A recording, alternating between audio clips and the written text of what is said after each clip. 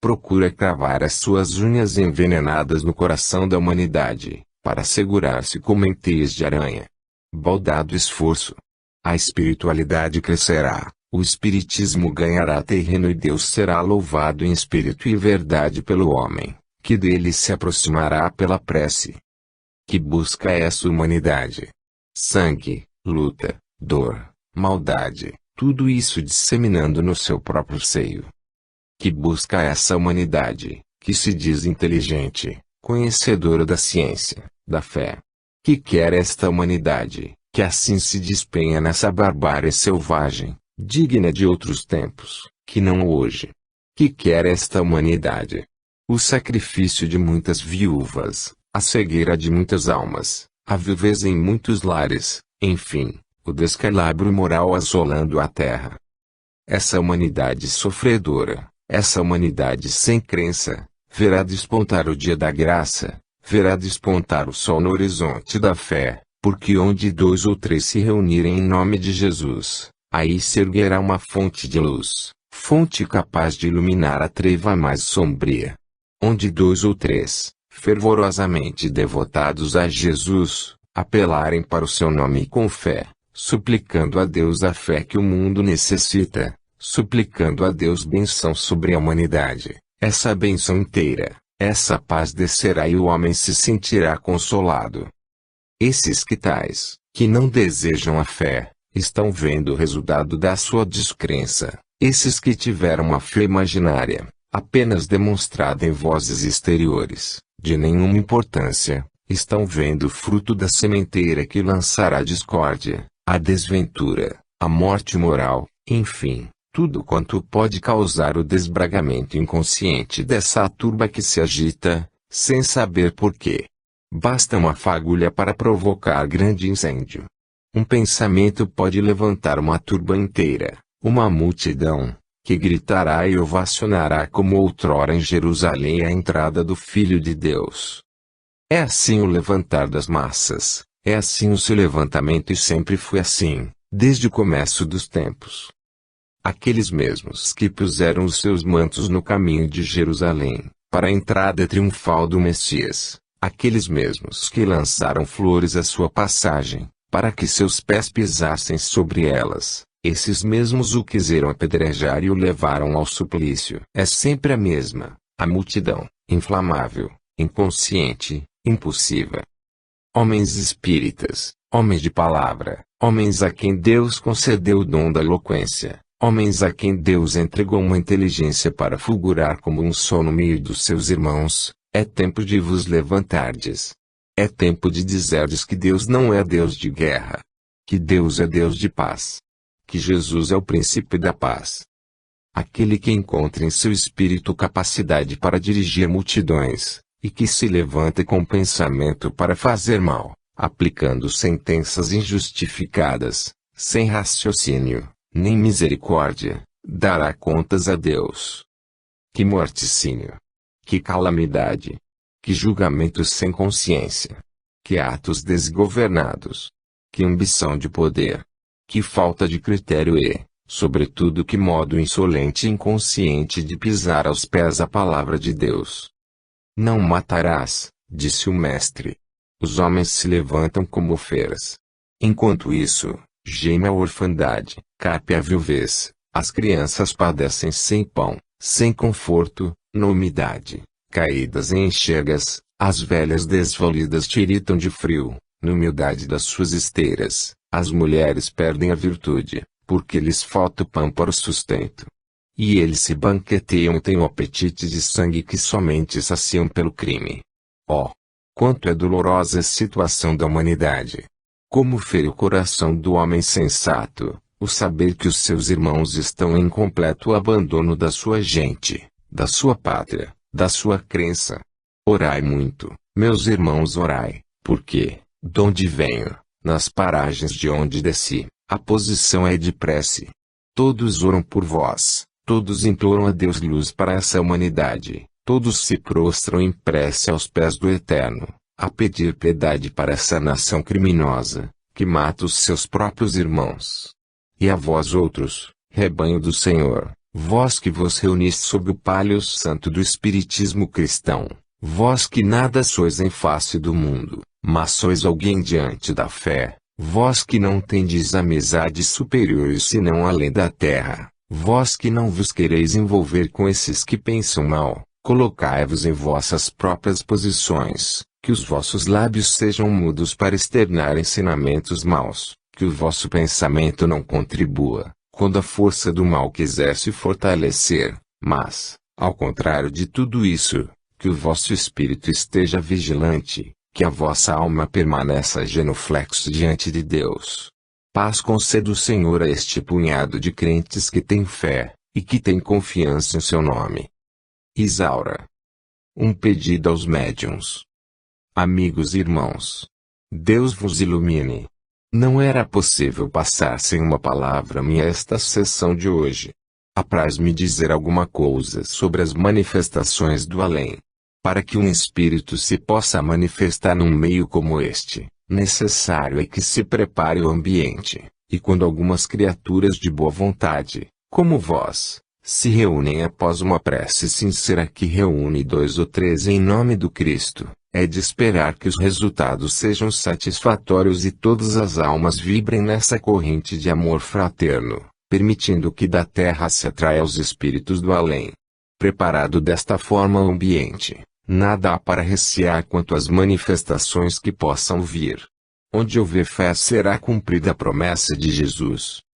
Mais de uma vez tenho pedido, não só eu como muitos daqueles bem mais superiores a mim, que os médiuns sejam dóceis, que não se neguem a receber os espíritos que os procuram, que não temam pelos papéis que possam fazer perante o público, que nós não vimos as sessões para exibições, mas para dar um testemunho solene da vida além da morte, para ensinar as criaturas desejosas de saber da verdade além da campa, provando-lhes pela nossa palavra, pela nossa presença, que essa vida é uma realidade. É triste, por conseguinte, sentir que o Espírito vem uma vez, 2 vezes, 3 vezes, 4 vezes, e volte em vão, até que um dia a misericórdia de Deus permita que os médiuns sejam tocados e tenham piedade dos que desejam comunicar-se com os homens. Meus amigos, para que é feita a comunicação do Espírito com o ser encarnado da terra? Em primeiro lugar, como já vos disse, para testificar ao homem que a vida além da campa é uma realidade. E pensais vós que o espírito comunicante não lucra com esta manifestação? Lucra, e muito. O contato de espírito com o ser terreno produz uma compreensão mútua de sentimentos e estabelece uma corrente simpática que predispõe homens e desencarnados à prática do amor fraternal, pelo entendimento justo da caridade evangélica. Quantas amizades tenho eu nesse recinto, das quais não tive conhecimento na última e recente encarnação. Vós próprios sois testemunhas de que isto é uma realidade. E como procedi eu para ser identificado por vós?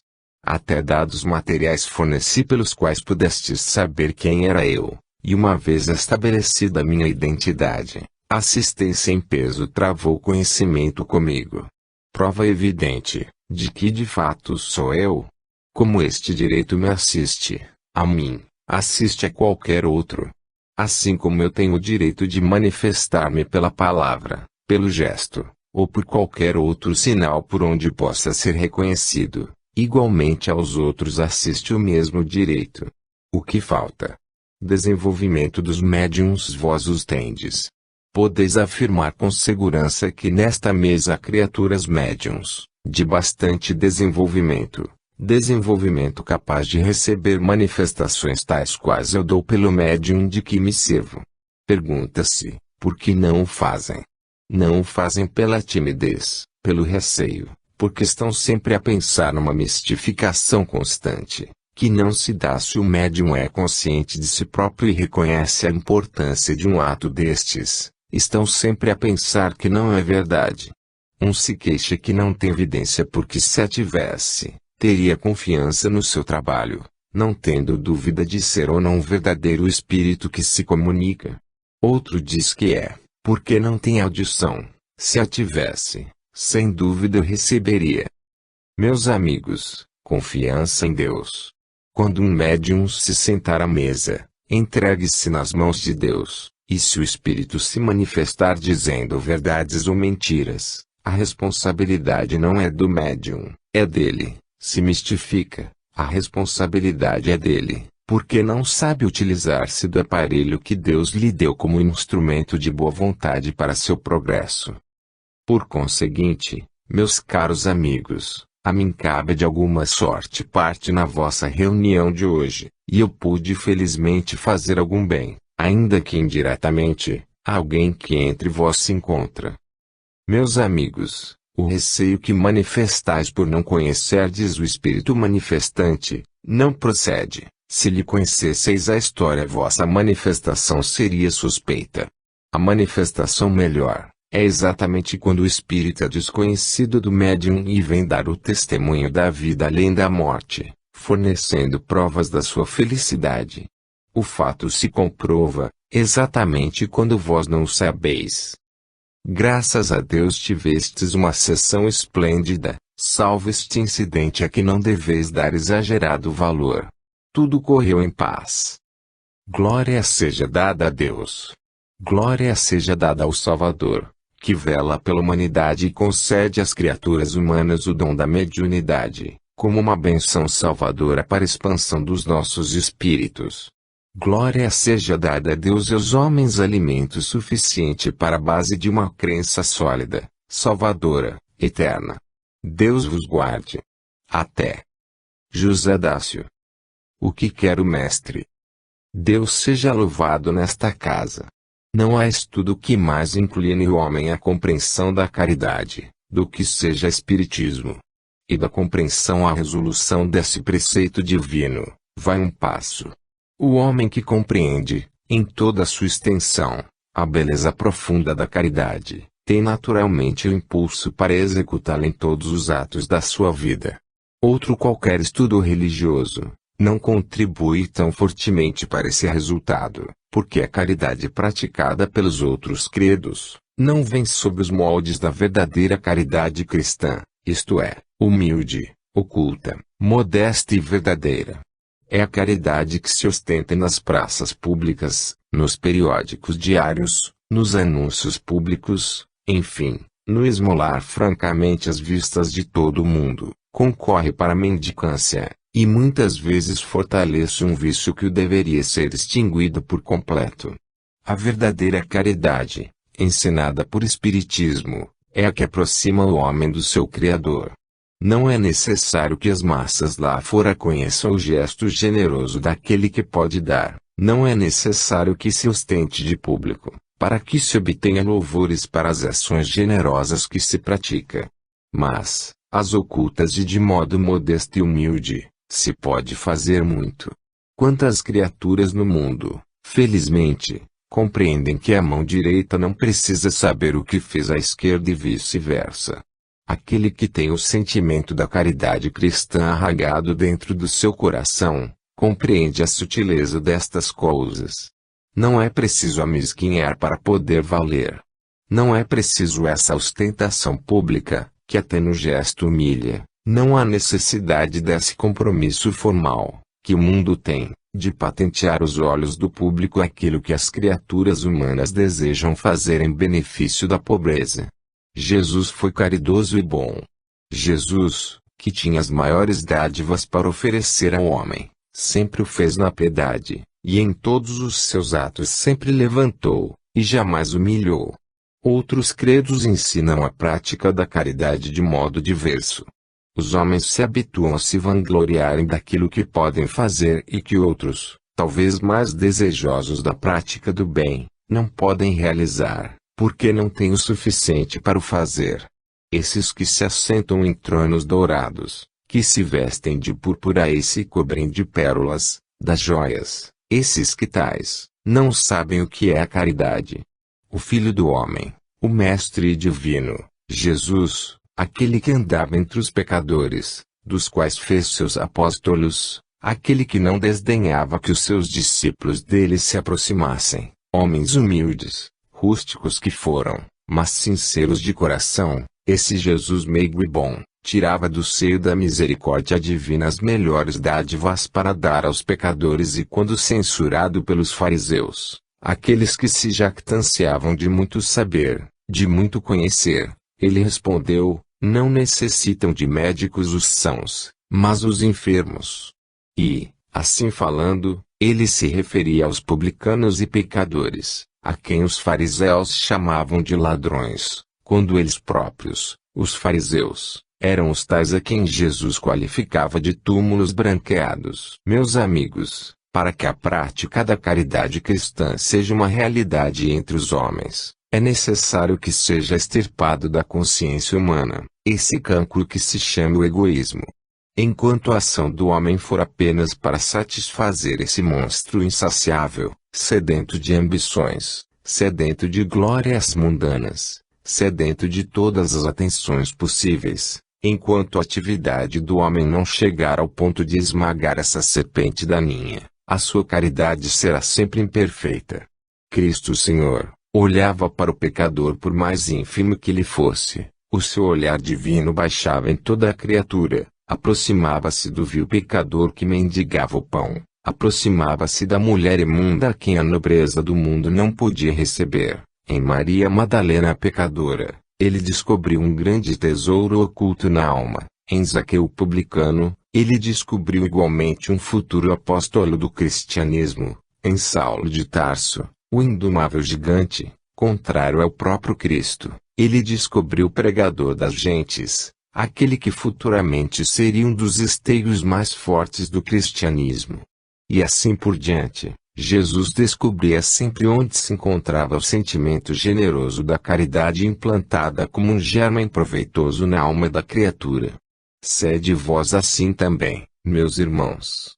Lembrai-vos de proceder sempre, não de acordo com o homem, mas de acordo com Cristo.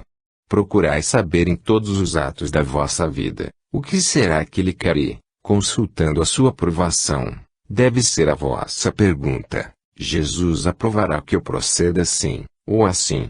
Deve ser a vossa preocupação, em todos os atos da vossa existência, banir de vós esse egoísmo que se revolta e se levanta para procurar tão somente saber o que quer o Mestre.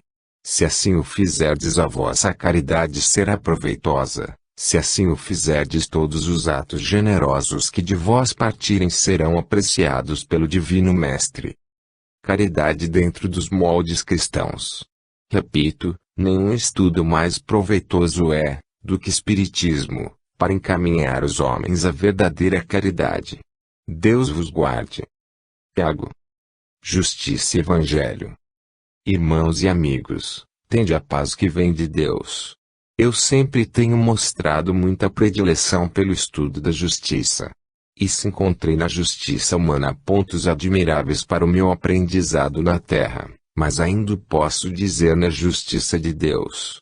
Como espírito muito tenho aprendido. Se mais não se ilustra o meu espírito, é pela sua natural incompetência, pelo seu ainda fraco desenvolvimento, que não o deixa compreender facilmente os preceitos divinos da onipotente justiça do Criador. Para os homens, meus irmãos, eu tenho que dizer o que bastas vezes tenho repetido aqui: o homem se deve habituar a compreender que o mandamento divino está sempre acima da ordenança humana. As leis humanas são falhas, a justiça humana segue, muitas vezes, diretriz falsa. A justiça humana não respeita, muitas vezes, nem a si própria, quando se deve manter na linha indefectível da regra em que o seu princípio básico deve ser firmado, ela transige. A justiça humana tem uma forma de agir para com a criatura inculta, sem recursos, para com o plebeu, como o homem chama, e tem outra maneira de agir para com os pecados daqueles que podem abrir as carteiras e comprá-la a peso. A justiça humana, por conseguinte, é falha. O homem espírita, a mulher espírita, devem procurar basear o seu caráter, não sobre os ditames da justiça material, mas sobre os ditames da justiça divina, porque esta é perfeita e não falha. Vejamos, direitos, todos os homens têm. Não se nega o direito nem ao próprio encarcerado. Aquilo que é seu, lhe pertence. há umas tantas ou quantas regalias que se lhe não pode negar. Que fará o homem livre? Tem também direitos adquiridos por ele. Direitos e direitos que a própria civilização lhe concede, e para manter-se nessa linha de direito, um homem não poupa recursos, ele deseja que sejam respeitados os seus direitos e tem também o direito de assim proceder. Agora, quando se trata do direito alheio, a coisa muda de figura. Vós homens, que tendes propriedades, deveis saber que não minto quando assim falo. Quantas questões judiciárias deveis vós conhecer, por causa de uma simples divisão de muro, quantos terrenos de vizinhos entram pelo vosso, e querem nele ficar, comendo muitas vezes braças e braças de terreno que lhe não pertencem. Litígio, queixa judiciária, advogado, questão. Ora, meu amigo, com a justiça divina isso não se dá. O homem cristão, o homem probo, o homem espírita, procura antes de tudo, saber o que Deus quer, e Deus lhe responde pela voz do Evangelho, dentro da própria consciência. Respeita o direito do teu irmão. Frase concisa, curta. Há toda verdade, há toda prova neste capítulo, de justiça. Por conseguinte, o que se deve aconselhar ao homem é que nunca faça para outrem aquilo que em idênticas circunstâncias não quereria que lhe desejassem. Isso é que se diz ao homem bem colocado, é que se diz ao homem ínfimo, é o que se diz à mulher, é o que se diz à criança. Respeito sempre ao direito do outro. De quem este livro? É dele. Logo, não lhe posso arrancar uma folha, não o posso guardar comigo sem o seu consentimento. Os próprios brinquedos, de quem este brinquedo? Não me pertence, deixe com o dono, se o dono me emprestar, ficarei com ele um pouco, se não o fizer, é dele. E tudo mais assim. Para os homens, naturalmente, não posso usar essa linguagem infantil. Tenho que falar mais severamente, meu amigo, a te assiste a obrigação de respeitar os outros, como queres que os outros te respeitem. Essa maneira de querer sempre ser atendido em primeiro lugar, ser obedecido, ser respeitado com detrimento dos outros, não é aceitável. Essa maneira não é cristã, essa maneira não é, muito menos espírita. Vamos, pois, meus amigos, não abrindo livros, nem códigos, nem tampouco exigindo artigos sobre justiça, apelar para uma que é indefectível, que nunca falhou, a justiça de Deus. Exarado nas páginas do Evangelho, lá está todo direito social, todo direito civil, todo direito eclesiástico até, todo direito comercial, todo direito criminal, tudo lá se encontra. Não é preciso falar de direito romano, esse é do homem. Sabei vós, meus amigos, que no Evangelho tudo se encontra. Estudai, aprendei, e ponde em prática os ditames do Divino Mestre, que são as leis básicas de todo o direito. Paz a todos os homens. Spínola. Oremos todos pedindo paz. Irmãos amados, caríssimos amigos, a paz do Senhor desça sobre todos vós. Não há muitos dias, aos vossos ouvidos foi proferido o pedido, de que vos mantivesseis em prece, na ocasião em que os Espíritos se reuniam sob o nome de Jesus, mantivesseis as vossas almas na altura do Mestre, rogando bênçãos protetoras sobre toda a humanidade. Eu venho ainda hoje, associar-me a esse pedido, fazendo minhas as palavras daquele que, antes de mim, as proferiu, que os vossos espíritos, meus amigos, se mantenham acima das contingências humanas. É certo que cada criatura na Terra tem suas dores particulares, tem suas razões, que a ela só interessam, tem os seus motivos que não afetam terceiros, tem interesses reais, verdadeiros, de ordem espírito-material, relativos à sua pessoa, que não dizem respeito a mais ninguém. Nem eu quero dizer que cada um menospreze o que lhe pertence, quero apenas dizer que o crente deve ampliar a sua aspiração, deve estender mais longe a sua vontade, deve procurar servir com maior denodo a causa espírita que defende. O momento atual, meus amigos, no mundo inteiro, isto é, No planeta que habitais, é tumultuoso, é cheio de incertezas, de dolorosas interrogações, angústias em cada coração. Como que nada se estabiliza. A paz anda oscilante, vacilante. O mundo inteiro se choca contra interesses desiguais, almejando alguma paz que venha de Deus, que venha do Mestre, jamais essa fingida paz que outros almejam sobre toda a humanidade, infelizmente. Em cada ser não se sabe se vemos um irmão. É bem possível que o rosto que se vê amigo, seja o de um inimigo disfarçado. Na terra, que vós habitais, campeia a traição, campeia o egoísmo, campeia a luta política desenfreada, sem respeito aos princípios religiosos do cristianismo. A situação é toda essa. Mas o alicerce é móvel, é o alicerce de areia, que, no dizer do Cristo, não serve para edificação. Os homens estão edificando sobre terra movediça. Enquanto assim for, nada se poderá conseguir. Todo espírita, pelo fato de estudar a sua religião e aprofundar um pouco mais a disciplina evangélica, trazida pelo Mestre, tem por dever compreender melhor estas coisas. Hoje, tanto o homem pseudo-cristão, como o espírita, sabe que a vida além da morte é uma realidade. Nenhum deles pode ter sobre isso a menor dúvida. Por conseguinte, cabe ao espírito maior esforço na época atual, pela sua posição em face da fé. O guia, na sessão anterior, anunciou que o momento é de prece. Prece a Deus para que a luz possa esclarecer o cérebro obscurecido dos homens atuais, portadores desses sentimentos dissolventes. Prece para que a onda pacífica do seu amor envolva aqueles que são os verdadeiros amigos de Jesus, porque Jesus é amigo dos mansos. Que sejam orientados de cima, para que, conseguindo uma justa reabilitação, se mantenham pacíficos, sem ofensa da moral, sem lesão material alguma, sem prejuízo dos seus irmãos, que saibam se manter na linha firme, direita, e que aspirem a alguma coisa que lhes prepare a evolução para a melhor existência. Não deveis ir até o ponto de incrementar interesses que vão ferir a nação. E assim se mantém o povo, e assim se mantém o operariado, a criatura plebeia, e todo aquele que deseja o bem da pátria e o progresso das almas.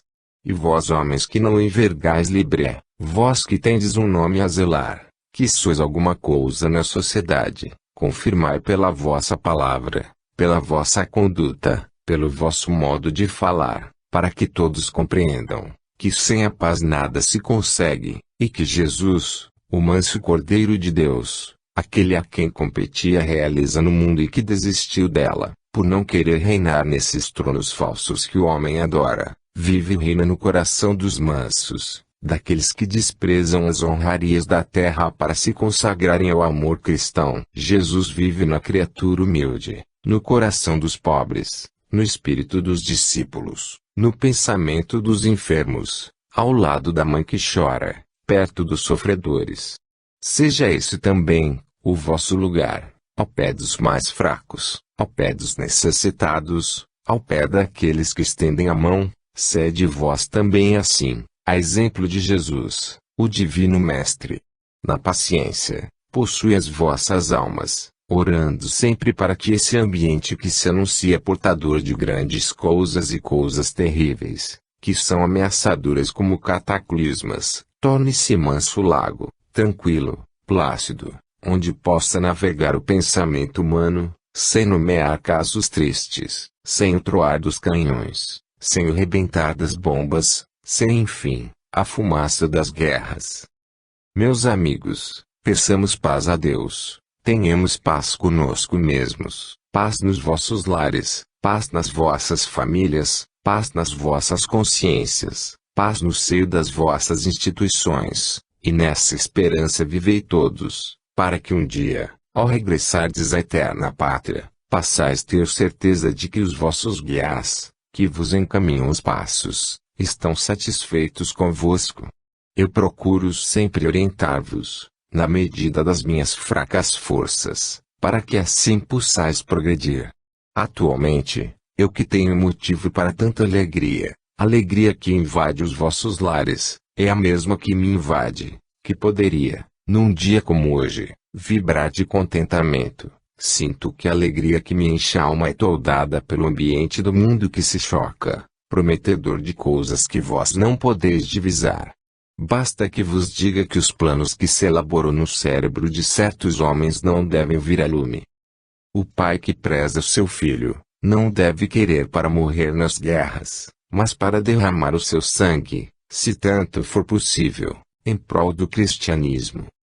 Deus vos abençoe a todos. Irene. Em que consiste a caridade? Meus amigos, meus irmãos, que a paz de Deus esteja convosco. Os espíritos do além, elucidados, em todas as sessões que baixam, ordinariamente, costumam catequizar os homens para fazer bem. Explica-se a criatura ainda não espírita a maneira por que se deve fazer caridade, sem ostentação, sem luxo, não sabendo a mão esquerda o que produz a direita. Baseia-se a caridade no sentimento humilde que ensinou Jesus ao mundo e que tão bem exemplificou aos olhos da humanidade, fazendo todo o bem que Deus lhe permitiu fazer e, ao mesmo tempo, caridoso e humilde perante todos aqueles que o procuravam. Os Espíritos constantemente ensinam aos homens essa lei que preside a caridade cristã, para que eles a possam compreender, executar e também para que ao deixarem o invólucro carnal, passando para a vida além campa, partam instruídos, cientes, conscientes, a fim de não passarem a surpresa desagradável que acontece às dezenas daqueles que nada sabem a respeito da verdadeira significação da caridade. Vós tendes visto mais de uma vez exemplificado em espiritismo prático o atraso dos espíritos que na terra se ocuparam tão somente dessa prática externa do culto a Deus, não tomando parte o interior da criatura. Infelizmente na terra ainda se vê isto hoje. Se vós pudesses, como nós espíritos, acompanhar os passos de certas criaturas consideradas no mundo material como benfeitores, e observar, como nós observamos, a sua maneira de praticar a caridade, veríeis que não exageramos quando dizemos que a caridade tem um feitio peculiar no seu caráter. Calculai, a criatura sair de sua casa para ouvir um ofício solene da sua crença, levando umas tantas ou quantas moedas no bolso, para deixá-las no regaço do pobre, escolher propositalmente a hora em que a aglomeração de povo no adro da igreja é maior, para ir distribuindo, tal qual se distribui milho às aves, repartindo a cada uma porção que lhe toca, mas às vistas do público. Outros há que preferem assinar quantias vultosas, em listas preparadas para esse fim, muito embora posteriormente não satisfaçam o compromisso. Que apenas poderia escrever 10, escreve 100, unicamente para que o vizinho da esquerda, criatura de posses, veja a quantia que lhe deu, o que na realidade representa um impossível. Ora, vós compreendeis, meus amigos, que esse sistema de dar esmola às vistas do público pode ser para os homens de grande valor, salientando-os como benfeitores da humanidade, mas aos olhos de Deus não tem o mesmo valor. Que diremos nós então daqueles que não deram a caridade nem ainda sob este modelo errôneo? Muitas vezes a caridade está em proporcionar carinho, afeto, dedicação, aos que têm necessidade. Quantas vezes nós procuramos ministrar esmolas, mas esmolas de outro caráter, porque são espirituais. Há criaturas que têm necessidade delas, mas, todavia, têm fartura no seu lar. Quantas vezes? Sabeis que há espíritos determinados para este ou aquele trabalho, com incumbências caridosas do amor divino, do Cristo, designados por Deus para esse fim, e são eles que visitam os lares dos ricos, são eles que visitam os lares dos abastados, daqueles que absolutamente não têm necessidade do pão material, mas a quem falta a esmola da luz.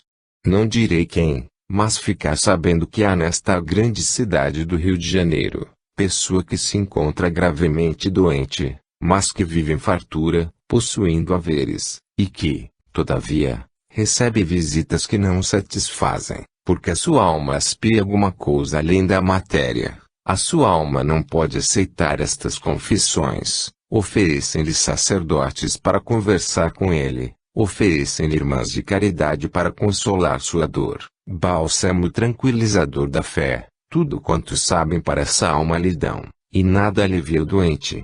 Alta noite, quando a casa acha-se vazia de visitas, quando unicamente a enfermeira vela ao pé deste homem, eis que do além, baixa o espírito de alguém que foi seu amigo, que lhe vem proporcionar fluidos e aliviar as dores dessa alma em sofrimento.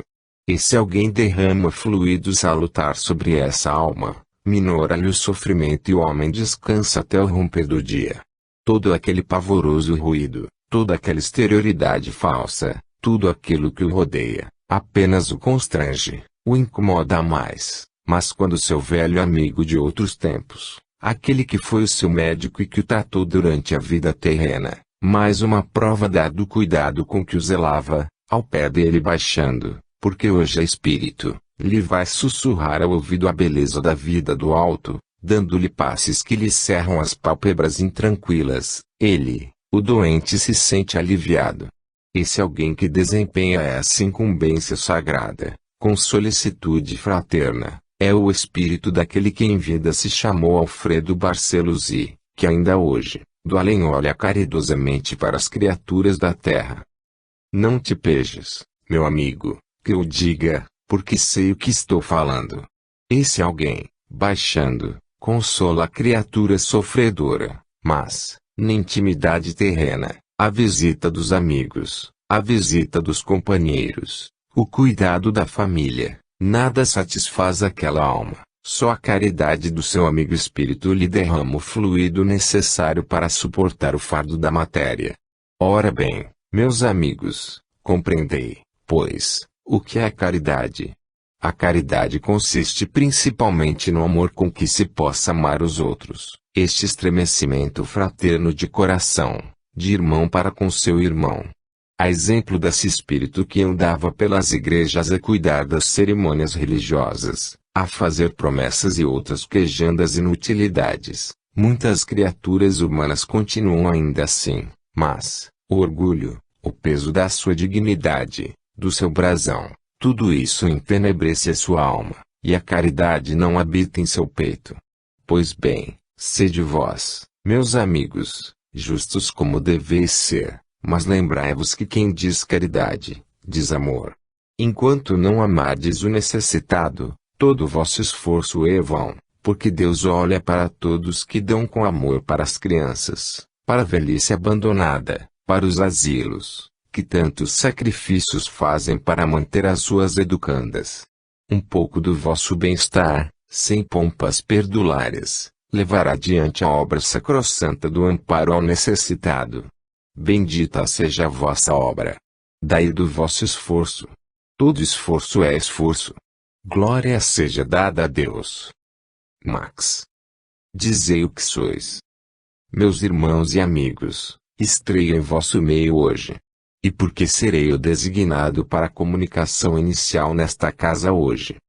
Não penseis que ides ouvir palavras de fé e consolações, tais quais pronunciam aqueles que são os vossos mestres, ides ouvir a palavra humilde de uma criatura, que viveu na terra, apreciando as belezas de espiritismo, procurando utilizar-se dos benefícios que ele traz aos homens, procurando servir a Deus com o espírito de justiça, capaz da sua inteligência compreender e da sua vida humana realizar, mas que não militou nas fileiras do espiritismo, não obstante apreciar a grande fé daqueles que tiveram a coragem de professá-la de público, não obstante reconhecer a excelsitude da sua filosofia, não obstante reconhecer as verdades das suas teorias.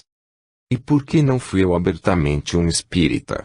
Porque não rompia com o preconceito mundano e não vinha à luz do dia dizer que conhecia espiritismo, que o estudava, que o amava, e que me utilizava de tudo quanto ele tinha de bom para o meu ser material. Por que não fiz isso? Não me pergunteis.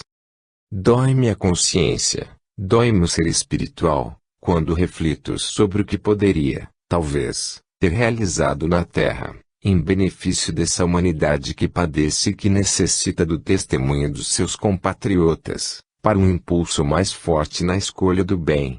Não sei, realmente, Por que não fiz? Porque timidez não foi jamais atributo do meu caráter, pusilanimidade. Igualmente, dela não me acuso. Receio do mundo, não posso dizer que o tivesse, porque estava ao abrigo das suas misérias. Vergonha, não, porque a doutrina espírita a ninguém envergonha.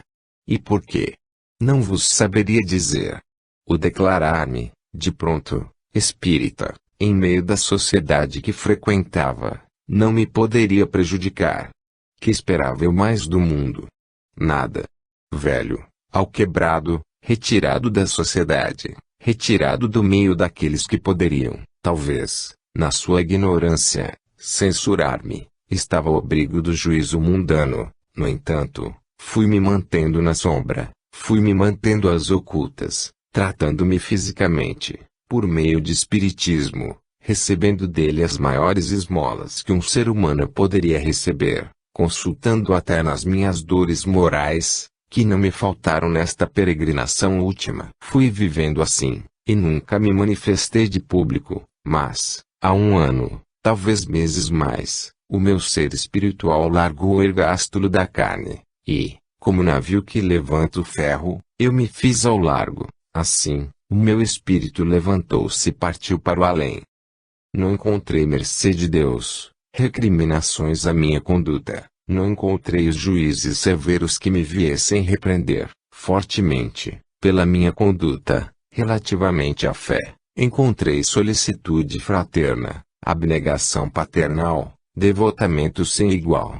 Exatamente tudo isso, todo esse conjunto de sentimentos afetivos, tocou-me no âmago do ser, e eu conheci o quanto fui pequenino, quando poderia ter erguido a voz perante os homens dizendo-lhes a fé que a minha alma professava. Todos os benfeitores que tanto me auxiliaram, que tantos remédios pelo lápis do médium mandaram, para o alívio do meu mal físico, cercaram-me, trataram-me com carinho, trataram-me com afeto, e eu tive vergonha de mim mesmo, quando poderia estar entre eles, como um que houvesse vencido a batalha. Trabalhando em prol da doutrina que tanto me beneficiara, eu apareci como um mendigo, culminado de bênçãos, sem saber agradecê-las. Meus amigos, isto vem para vos dizer, que neste ponto de vista, sob esse aspecto, é bem que a minha manifestação seja a primeira, para vos impressionar, para vos dizer a verdade, para fazer sentir a todo homem de senso, de critério, que não deve jamais se manter na penumbra quando o sol chama lá fora. Os dias belos, em que tanto brilha o astro-rei, são para aquecer, são para dar calor ao corpo. Assim, o sol esplendente da fé é para aquecer as almas dúbias, é para fortalecê-las, é para encorajá-las, é para revigorá-las, nunca para receber secretamente os seus benefícios e manter-se sempre de forma que o mundo não vislumbre um raio sequer dessa gratidão, que deveria partir do coração humano para soar bem alto, lá fora, confessando que de espiritismo recebeu as melhores graças. Acuso-me, e não quero que ninguém me defenda. Meus amigos, sede vós corajosos e fazeis sempre aquilo que eu não fiz, em qualquer lugar, em qualquer oportunidade, falai da vossa fé, dizei o que sois. Se vos aceitarem assim, muito bem, se não vos aceitarem, Deus não vos rejeitará. Termino como terminam os mestres, de quem sou fervoroso discípulo. A paz de Jesus fique em vosso meio, ela reine sempre em vossos corações. Aquele que na terra se chamou Joaquim Guimarães Natal. A vida sagrada. Meus amigos, meus queridos irmãos, eu vos desejo todo o bem espiritual que é lícito esperar para as criaturas humanas. Mais elevação de espírito do que o vosso mundo permite adquirir, vós só podereis ter, quando viverdes em mundos mais adiantados. Aqui, porém, na Terra, é possível realizar uma vida relativamente pura, de acordo com os mandamentos de Deus, bastando para isso que a criatura que professa uma fé levantada e nobre, como é a fé espírita, não seja um crente unicamente de lábios, mas seja um crente que realize aquilo que a sua doutrina lhe ensina a efetivar. Quem não sabe que tem o direito de viver, porque Deus lhe concedeu o dom da vida. Quem não sabe que a vida parte do próprio Criador? Quem é capaz de fazer, de realizar, um átomo de vida, que não seja partido da fonte de todo o bem? Deve, pois, habituar-se a criatura humana a respeitar o mandamento divino que lhe ordena não violar a vida material de quem quer que seja, nem por ações, nem por pensamentos, nem por palavras. Quantas vezes, não podendo realizar um mal, alguém profere a frase injusta, que o mundo, vulgarmente, qualifica de praga, desejando para o seu irmão toda sorte de males imagináveis, de forma a vê-lo ferido naquilo que tem de mais sagrado, a vê-lo rebaixado, a vê-lo coberto de males físicos e morais, aniquilado para a vida pública. Tudo isto o homem irrefletido deseja para o seu irmão. Incide na desobediência desse mandamento aquele que assim se enche de rancor contra a criatura, seu adversário, filho do mesmo Deus que ele. Muito embora essa criatura não queira ser irmã desse outro, sê-lo-á, porque, de fato, é. A vida é sagrada. Deus é a sua origem. Deus é quem determina o momento preciso em que o espírito vem encarnar-se no mundo, bem como a hora exata do seu rompimento carnal, para o desprendimento espiritual. Deus, e só Ele, pode determinar essas duas transições da vida do espírito. Vem a pelo dizer que todo pensamento mau do homem contra o seu irmão, está sob a ação do seu espírito ainda não fraterno, ainda não consciente das leis divinas, ainda não desejoso de praticar aquilo que o Mestre ensinou. E, no entanto, o homem louva a Deus publicamente, o homem acredita em Jesus, e diz que Jesus é o amor da sua vida, e diz que Jesus executou perfeitamente a lei de Deus, a qualificá-lo de mestre dos mestres, e lhe dá o que realmente ele tem, a sua natureza divina. Mas não obedece aos seus mandamentos. Pois bem, meus amigos, vós precisais saber a grande verdade de que no decurso da vossa peregrinação terrena, vós tendes de vos encontrar, forçosamente, com a maioria daqueles que, no passado, foram os vossos inimigos. Vós tendes de entreter relações com eles, e, muitas vezes, recebê-los do vosso próprio teto, dentro da vossa habitação, no seio do vosso lar. Deus vos envia, para que, em contato convosco, progridam eles e progridais vós, apagando de uma vez os males passados, para realizar, no presente, o bem que podeis realizar. E quando vós rebaixais os vossos irmãos, desejando-lhes mal, procurando feri-los com a peçonha da vossa indignação perversa, vós quebrais tanto o mandamento divino, quanto se tivesseis realizado uma violência material, porque o desejo da vossa alma, a vossa palavra traduz. Meus amigos, deixemos a vida correr para cada um, como é lícito que corra, feliz, para o que está em paz com o seu Deus, aparentemente infeliz, aquele que está cumprindo a sua prova, em abundância, para aquele que conquistou tesouros na terra e sabe deles se servir para o bem, pobremente, para aquele que veio ganhar o pão com o suor do seu rosto. Deixemos que a vida corra, porque a vida, aqui, ou além cumpre sempre o destino traçado por Deus.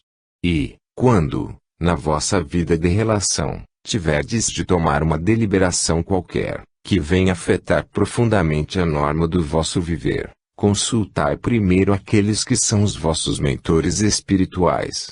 Na prece, no recolhimento, no amor verdadeiro para os guiás, consultai-os, e eles vos dirão, ou por sonhos, ou por intuições, ou de qualquer outra forma mediúnica, a resposta àquilo que vós tendes de executar, porque, quando vindes do alto para descer a este mundo escola, vós vindes realizar obras, que, no momento, não sabeis quais são, mas que, no decorrer da existência, se vão manifestando, e, quando menos esperais, de um momento para outro, estás à frente de um desses movimentos. O conselho é tudo. Pela inspiração, pela intuição, pela palavra dos guiás, quantas respostas têm vindo para outros, que interrogam no silêncio das suas mentes. respostas terminantes, categóricas, que eles apreendem, porque sabem o que interrogaram e conhecem o assunto a que as mesmas se referem. Meus amigos, o direito é a mais bela coisa que se estuda no mundo. Mas esse direito ainda não é a sombra sequer do direito compreendido por Deus, exemplificado por Jesus, o direito de pensar, o direito de agir, a liberdade de cada um, sem que venha ferir a mesma liberdade e os mesmos direitos de outrem. Vivei assim, porque o Espiritismo veio para vos ensinar a andar a certo, jamais para vos atirar nas veredas perigosas do pecado. Sede verdadeiros, sede fiéis, e viver bem. Deus vos guarde, Deus vos abençoe, Deus vos proteja. João de Freitas. A árvore e o seu fruto. Meus amigos e meus irmãos, eu vos desejo a paz que o Salvador do mundo veio trazer à humanidade que ela inconscientemente não sabe atrair. Eu vos desejo esse sossego da alma que é prenúncio da felicidade eterna. Eu vos desejo a tranquilidade de espírito, que ensina a criatura a conformar-se com as suas penas e dores.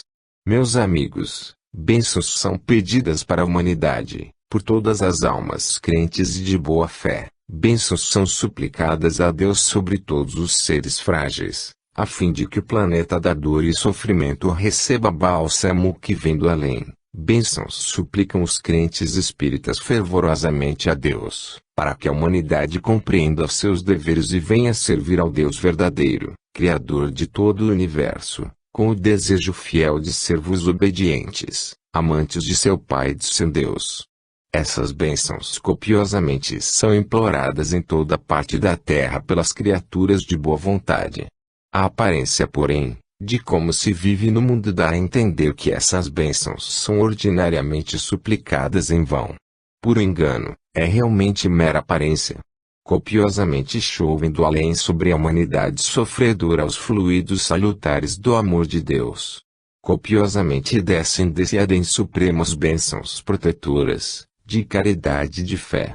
Mas, se o número daqueles que compreendem é diminuto, se o número daqueles que oram verdadeiramente com piedade, suplicando os benefícios necessários, não somente a eles próprios como a todos os sofredores, é reduzido, se o número daqueles que se prostram de joelhos aos pés do Criador, invocando a salvação que vem do Cristo, é tão pequeno, bem maior é o número daqueles que não sabem se devotar à causa santa da caridade cristã, e vão ao encontro de fluidos deletérios e repulsivos, fluidos que atraem as influências inferiores. Esse encontro desigual de fluidos bons e maus, produz o choque do ambiente que se nota em toda a superfície da Terra, almas que se chafurdam na escuridão da sua própria consciência, fomentam paixões, alimentam ódios, distribuindo assim, fluidos que fazem mal a si e aos seus próprios semelhantes. Almas que deveriam conhecer a luz, enchem-se de rancor. E como dessas criaturas se pode tirar ensinamentos que lhes possam fazer bem às almas? Esses fluidos são naturalmente, pela própria natureza, fluidos perniciosos. Eis, porque, ao lado de grandes bênçãos, para os que sabem crer, proliferam fluidos maus, produzindo verdadeira sementeira de maldades, que aqueles que não sabem crer não compreendem. Almas que já sabem esperar dos espíritos alívio para os seus males esperam de espiritismo tudo quanto lhes afeta a vida material. Essas almas não compreendem que elas próprias, encarnadas nesse corpo material, pela sua própria vontade, procuram o mal que hoje lhes atormenta. Essas almas devem compreender que desviando-se, conforme se desviaram da linha do amor de Deus, da virtude que jamais deveria deixar de existir em seu ser, acarretaram na terra consequências tais, como essas em que hoje se encontram. Essas almas deveriam saber que Cristo, o Salvador, aquele que recebe o mais ínfimo pecador, é todo pureza, é todo santidade, é divino, é puro, é grande, é belo, é caridoso e bom, mas não pode deixar de ser justo. A justiça é predicado seu. Aquele que na terra vai semeando a caridade a mancheias, condoendo-se do infortúnio do seu irmão, e, ao mesmo tempo, vivendo na linha da pureza que Deus tem determinado para todos os seus filhos, essa alma colherá, sem dúvida, o fruto de seu amor, da sua dedicação, da sua dignidade. Mas a alma que se desvia, que, voluntariamente, entra por esse báratro, onde só vegetam infortúnios, onde só há impurezas, onde contaminam-se corpo e alma, colherá em seus dias terrenos o fruto que semeou. Disse o Divino Mestre: não se colhe figos entre os espinheiros e nem tampouco uvas nos abrolhos. A árvore frutífera dá o fruto que lhe é próprio. Ela não pode tirar de si o que não lhe pertence. Assim o homem contaminado dos seus erros, cheio de misérias e fome espiritual, qual o fruto que pôde produzir? Isso que se vê, isso que tortura a humanidade, isso que impiedosamente produz a semente nefasta do mal, que não só a humanidade afeta, mas o próprio indivíduo de onde ela parte. O pensamento mau vai, é certo, como uma flecha segura para o ponto de onde é encaminhado, mas é certo também que o lugar de onde ela partiu, se foi forte, pelo egoísmo, também suporta tristezas, também padecem sofrimentos. O homem que odeia, não tem prazer em sua alma. O homem que ama, esse sim, tem a felicidade estampada no rosto porque compreende que a vida é um hino eterno de amor, de doçura ao soberano Senhor de todas as coisas. O homem que odeia, está afastado do amor de Deus, do seu afeto, por esse remorso constante que lhe envenena a consciência. Assim também a impureza, o pé que se desvia da linha da virtude, não pode se admirar do que de pavoroso lhe possa suceder. As consequências correspondem ao bem adquirido na vida que realizar. Resignação no sofrimento, firmeza na consciência, assim como firmeza na sementeira do bem. Quem erra tem a resignação no cumprimento da prova por haver pisado aos pés a lei de Deus e ofereça a Jesus as lágrimas agradecidas da consciência, a tortura da alma, o sacrifício em que vive o espírito torturado, porque não soube viver na justiça e no amor cristão.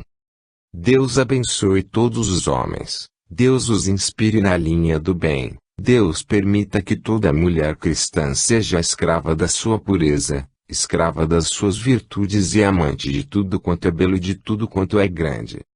Deus vos guarde a todos. Bianca. O materialismo. Glória a Deus. Há um inimigo, meus caríssimos amigos, que se aninha no espírito da criatura, procurando fazer-lhe surdamente todo o mal possível. Esse inimigo, é triste confessá-lo, a ciência acolhe, a ciência anima, a ciência venera. Ela, parte integrante do Criador, ela, que deveria ser o maior expoente da vida espiritual, ela, que deveria ser o clarim mais vibrante para desferir notas propalando a verdade da imortalidade, ela, a ciência une-se, dá mão forte a esse sentimento que vem destruir a esperança mais radiosa do amor. Esse inimigo oculto é o materialismo. A ciência material que tanto se ocupa do ser físico, o homem, estudando até as suas próprias células, estudando as suas menores partículas, compreendendo a origem da vida animal, esse monstro temível empolga a criatura humana, fazendo-a crer somente na sua existência. O materialismo é o pior veneno que se pode inocular num ser humano, é o ponto final, naquilo que não tem fim, é a terminação falsa daquilo que passa para a eternidade. O homem materialista encerra toda a sua ciência, todo o seu estudo, todo o seu talento, toda a sua força, toda a sua vida, em 7 palmos de uma cova profunda. O materialista trabalha para aniquilar a vida. O homem que sente vibrar em si algo de extraordinário, algo que o fará subir, algo que nada pode diminuir, protesta contra o absurdo de querer tornar mortal aquilo que Deus considerou imortal. Paradoxo infernal, paradoxo inaceitável, este de querer terminar aquilo que não tem fim. Deve-se ao materialismo os principais crimes praticados contra o espírito. Se a mulher que vai ser mãe compreendesse a atitude, a magnanimidade dessa incumbência divina, jamais lançaria mão dos recursos vis, baixos, vergonhosos, para destruir a vida daquele que vem passar a sua provação de dor. É o materialismo que incute na mulher os crimes de infanticídio. É ainda o materialismo, irracional, o culpado do desvio moral das